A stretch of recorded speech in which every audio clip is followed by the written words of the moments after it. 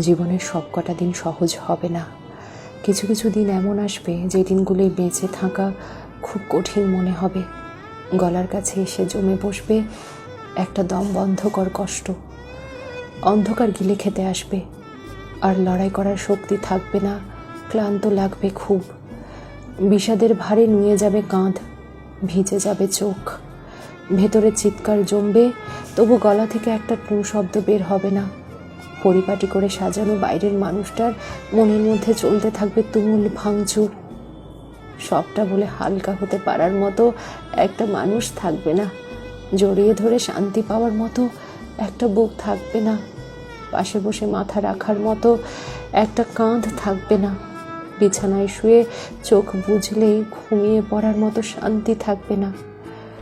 বোঝার ব্যাপার হলো, জীবনের এইসব দিনগুলোতেও বেঁচে থাকতে হবে।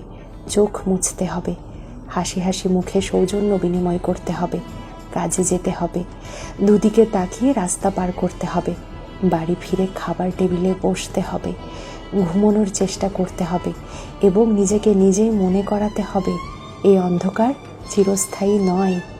ভোর হবে, আলো ফুটবে, সব ঠিক না হয়ে গেলেও কষ্ট কমে যাবে ঠিক।